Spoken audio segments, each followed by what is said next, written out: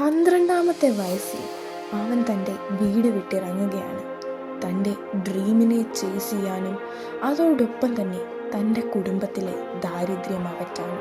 Poor family, big dream, academy life, loneliness, pressure ഇതെല്ലാം അവന് നേരിടേണ്ടി വന്നു.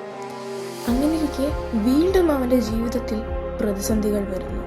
15-ാമത്തെ വയസ്സിൽ അവന് ഹാർട്ട് പ്രോബ്ലം നേരിടേണ്ടി വരുന്നു. That heart condition nearly stopped his career. പക്ഷേ അവൻ അവിടെയും ഗിവ് അപ്പ് ചെയ്തില്ല. He worked harder every single day.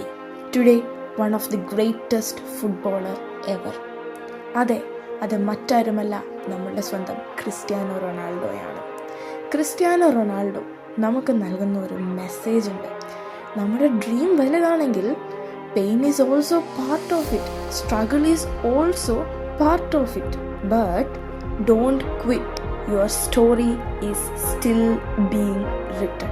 നമ്മുടെ ലൈഫിൽ നമ്മൾ എത്ര സ്ട്രഗിൾസ് അനുഭവിച്ചാലും നമ്മുടെ ഡ്രീമിനെ നമ്മൾ സത്യസന്ധമായി ചേസ് ചെയ്യുകയാണെന്നുണ്ടെങ്കിൽ തീർച്ചയായിട്ടും നമുക്ക് ആ ഡ്രീമിൽ എത്തിച്ചേരാൻ സാധിക്കുമെന്ന് നമ്മുടെ ക്രിസ്ത്യാനോ റൊണാൾഡോ പഠിപ്പിച്ചു തരുന്നു.